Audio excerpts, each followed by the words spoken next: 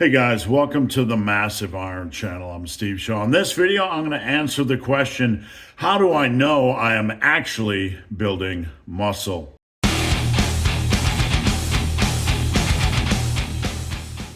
Before I get into this topic, if you would like a custom workout, please check out the link down below. My custom workout service is only $39. I keep it pretty inexpensive.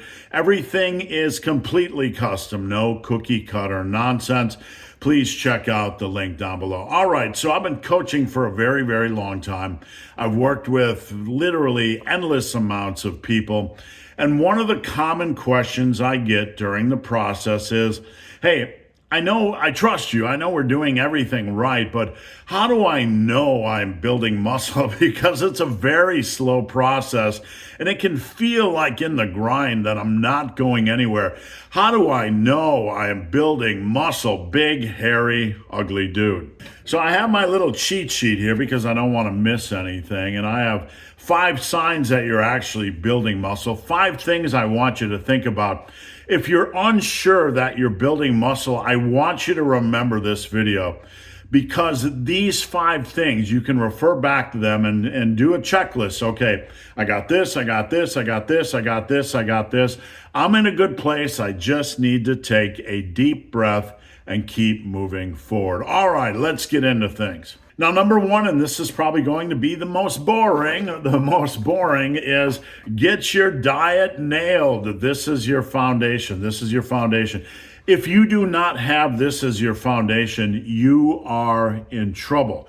You are in deep trouble. Now, it's not just good enough to eat healthy and get in your protein and all this kind of good stuff. You need to have a solid bulking and cutting strategy, and you need to be following it. Now, when I say a bulking strategy, it's not good enough just to eat in a surplus, because you run the risk of doing a fat bulk. You need to have a very structured bulking and cutting strategy. If you want to improve your body composition, you need to know exactly where you're going. You can't simply make a trip without an end destination. Think of a bulking and cutting strategy as trying to go cross country. In the United States, it might be going from Hollywood to Maine. During that trip, you're going to make a lot of stops. In a bulking and cutting strategy, you might drive 300 miles. This is your bulking period, and then have a little overnight period where you stay at a hotel. This is your cutting period, and then drive another 300 miles. This is your bulking period, and then rest a little bit. This is the bulking and cutting strategy. It's a long journey to go across country, and you're going to have these periods where you put in a lot of mileage in your bulks, and then you rest a little bit, cut back during a mini cut, say 3-4 weeks, and then get back on with your journey. Now, you're probably asking, how do I know that my bulk is structured properly? Well, first off, check out my book, Massive Bulking. It's a PDF you can get on my website, superlivingtoday.com. If you do not want to pay for the PDF, don't worry. I'm not here just to sell you crap. You can go to the main page of my YouTube and search bulking and get all kinds of free information. Basically, with a lean bulk, a bulk that's not going to put you in a fat gain or fat bulking position, you want to focus on gaining about 1 kilo a month on the scale, roughly 2.2 pounds to about 2.5 pounds. This is the zone we are trying to zero in on. If you are using this sort of a bulking strategy, you can stay in a bulk at least 9 to 9.5 months out of the year. And this is going to give you a good platform to build quality muscle. Body recomposition is going to require some small periods where you do mini cuts to pull back a little bit on minor fat gain. So staying in a lean bulk 9 to 9.5 months out of the year, maybe 10 months out of the year, is a wonderful platform to base everything on. All right, number 2 is run a program you actually like. There are a lot of program options out there, and there can be a lot of confusion. You can be receiving a lot of information about this program, this frequency, that frequency. You need to find a program that works for your schedule. We need to be very pragmatic. Find a split and a program that you are passionate about. Full body, upper, lower, push-pull legs, body part split. Don't worry about which one you pick. Pick the one that really makes you want to hit the gym and crush things. Pick the one that is sustainable for you. Full body might sound great on paper, but there are a lot of people that go to do a full body workout that don't like them for a number of reasons, because you're doing every body part during a session. It might take a longer period of time. You might have a lot more warm-up sets. So you might feel pressure to do something like a full body, but when you get in the gym, you don't actually like it. So you're kind of at this battle, this war position where you're like, I think I should be doing a certain program, but I don't like it. This is where you need to let go of that program and do a split you enjoy. Lifting is a long-term process. And during this process, it doesn't matter which split you use. You also need to understand that because it is a long journey, you're going to use a lot of different splits and a lot of different programs. That's just the nature of something that takes a long time. Stop worrying about the program. Pick a program that works for you. Make sure you have a progression approach or a progression indicator for every lift. Now, when you're looking at your program, how do you know your program is quality? Well, you probably need to have about 75 to 80% of the lifts in your program as classic normal lifts. I'm not telling you to try things that are different, but if your program is too radical or too modern or too gimmicky, you're probably on the wrong path. You want to have a good mix of barbells and dumbbells and machines and cables, and then as a peripheral type of stuff, the last 20 to 25%, you can do your pet exercises, your kettlebell swings, your pecky decky, whatever you want to do, but just make sure that about 70 to 80% of your exercises in your program are pretty much classic, and they have a reasonable progression opportunity, meaning you can get a lot stronger at that exercise over time. If you can't get a lot stronger over time, you're not going to build muscle. So relax when it comes to programming. Pick one that fits your needs. Pick one that you are passionate about attacking, and just get into the gym and enjoy your training. All right, point number 3, we have to learn the skill of hard training. You see a lot of videos online, train harder. You have to train hard. Train harder than last time, and buy my cookbook, kids. Buy my cookbook, right? The concept of hard training can be very frustrating, because if you don't understand what it means specifically, you can sometimes just feel like you're beating your head against the wall. I want you to think about hard training like learning a skill. It's like learning a martial art or learning a trade. It's going to take time to master and refine what hard training is. But that doesn't mean you're not going to get a lot out of your workouts right now. When you enter the gym, the question you should be asking yourself on every set is, how can I get the most out of this set? Now, you might not be sure that you're getting the most out of this set, and that is okay. What we want to do is we want to film our work when we can. We want to analyze. We want to reflect. We want to ask ourselves, do I feel like I tried to get everything out of that set I could? That doesn't necessarily mean training to failure with air quotes. That's a topic for a whole different video. Getting the most you can out of your sets means maximizing the exercise. If you're doing leg press, for example, you don't just want to move the sled around like a crazy madman. You want to control the weight down, making sure you're getting at a solid depth and you're not cutting things short, a depth that works for your bodies. So you're not doing things like overly stressing your lower back. Then press the weight up, and instead of just doing a quick turnaround at the top, you're being very deliberate, very focused, very controlled during the descent, reaching a good quality depth that's not going to beat you up, and then pressing that weight back up, not just rapidly doing the turnaround thing. You see this a lot on things like pull-ups, which can easily become like an ego lift, where people are just jerking around to accumulate reps. Are you trying to get the most you can out of this exercise, or are you just trying to accumulate reps? Yes, progressive overload is a cornerstone of building muscle. You're not going to build a lot of muscle if you don't progressively overload, but you have to do so in the lane of hard training. Your focus should be on going into the gym and getting the most you can out of every set. When you do that, from this process, you are naturally going to beat the logbook over time. Not every workout.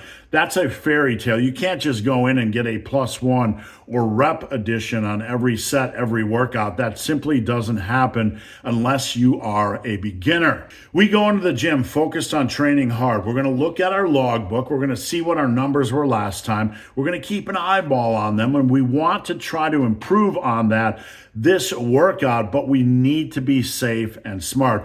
We're going to try to get everything we can out of this set and advance when possible, adding that +1 or rep addition, but we're not going to get frustrated if we don't, because we're not simply chasing numbers. We are chasing hard training, and the numbers will come from that. So the bottom line here is to maintain an awareness of hard training. Am I training hard? Let me watch my videos. Let me reflect on things. Let me watch videos of other people in the gym that are training hard and see what I can learn. Understand that hard training is a process. It is a skill. It is a learned skill. It doesn't mean that if you are a beginner, you're not going to get a lot out of your workouts. You definitely are, because you have the foundation and the mentality that I am going to go into the gym and train hard, and I'm going to learn from this, and I'm going to refine, and I'm going to improve, and I'm not just recklessly chasing numbers with ego lifting. All right, so these three things are really your cornerstone. You have your diet nailed, your bulking and cutting. You have a program you like that you're progressing on, and you're focused on hard training. Now we have two more. I don't want you guys to go anywhere, because these are very, very important.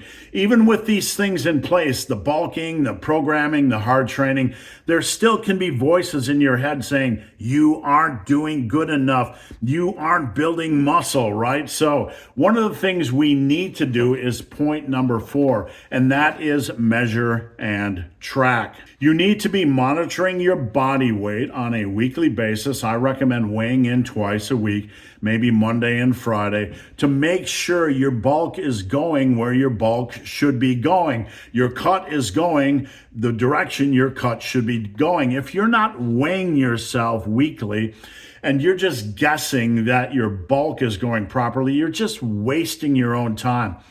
Just get on the damn scale. It's not that complicated. Monitor your weight. If it's not moving up at the rate you want it to for your bulk, add in 100 calories, add in 150 calories a day. If it's moving too rapidly, pull back 100 or 150 calories a day. It's a refinement and learning process, but you need to be monitoring your weight. Now, on top of that, at minimum, each month, you need to be measuring your arms flexed and your legs flexed at the biggest, meatiest position once a month, no excuses. I can't tell you how many guys I've worked with, how many guys that came to me and said, I don't feel like I'm building size. Are you measuring your arms flexed? Are you measuring your legs flexed?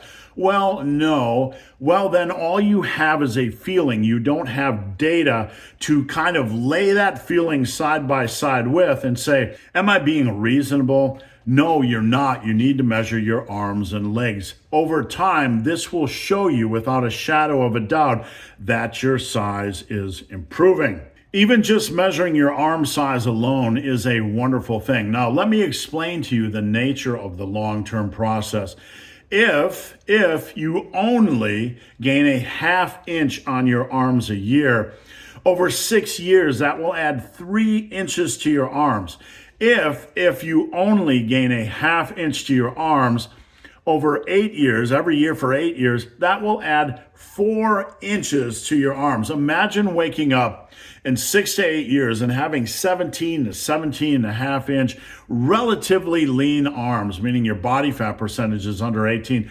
This is elite. This is the end game. And we're talking about minimums here. Now, if you don't measure yourself, right, how do you know that the numbers are trending up? You don't. You're simply guessing. Because this is such a slow process, month in and month out, it can feel like you're not making any progress. Think about this for a moment. Even at this rate of a ½ inch a year, that is a super minimal amount every month. Over 3 or 4 months, it's not going to look like you're gaining really any mass at all. Such is the nature of the muscle building process. So you need to start collecting data right now. Analyze that data, trust the process, watch for upward trends, and you will start to see them over 6 months, over 9 months, over a year, and over 2 years. And if you don't see them, something is wrong. Your bulking sucks. You're not training hard enough, you're not progressing, or you are inconsistent. And now finally, number 5, take care of your body and play the long game. You are looking at a 58-year-old man that has been lifting for 40 years and involved with fitness for 45. Hardcore, heavy ass power building lifting for 45 years, and I am healthy AF. And I'm not just patting myself on the back. I play the long game, and this is important. You need to keep your butt in the gym. This is a long process. You want to be functional and strong at 60, 70, 75, and after that, who knows, right? You need to play the long game. You need to play the smart game. You need to keep your butt in the gym. You are doing something very physical. You're building a lot of strength over time. You're training hard day in and day out, week in and week out for years and years. You are going to pick up strains. You are going to pick up pains. You are going to pick up minor injuries. You're going to pick up little things that just nag you and drive you crazy and want to pull you away from the gym. We have to focus on injury management. You have to understand that if you go in the gym and something doesn't feel right, it's okay to pull back. It's okay to take a rest day. If you pick up a minor strain, we need to maybe move away from those exercises for a while that are aggravating the strains, or just kind of decompress that area a little bit. Pull back a little bit. If you get a little bit of a biceps issue, maybe take a break from the exercises that are bothering it. Play the long game. You see a lot of guys that'll pick up these strains, pains, or aches, and they'll get super frustrated, and they'll act like this isn't supposed to happen, and what do I do? And I don't want to give up dumbbell curls for 3 weeks, or heaven forbid, I don't want to give up bench for a month because, oh my God, it's the bench press, right? You have to play the long game. You have to play the smart game. You have to play with the pieces that are available on the board. A lot of times people come to me and they ask, hey, big, hairy, ugly dude, I have this certain injury. What do I do? We always focus on doing what we can during a season of lifting, not focusing on what we can't do. If you have an ache, pain, or strain, you need to focus on what you can do and doing it hard, and allow yourself a chance to heal or recover. Do everything you can to keep yourself in the gym. Do everything you can to manage your injuries and play the long game. The guys that do reckless crap and keep themselves out of the gym, they are going to amplify these injuries, make things worse, and just continue to deal with lower back stress or recurring injuries or all kinds of nonsense. It's going to demotivate them. It's going to keep them away from the gym, and it's going to lead them down the road to no gains. Now, before you go, I want you to check out this video on the massive iron pillars of success. They are basically 10 principles that will help you maximize the muscle building process no matter what program you are doing. Thank you guys for watching. Have a great day.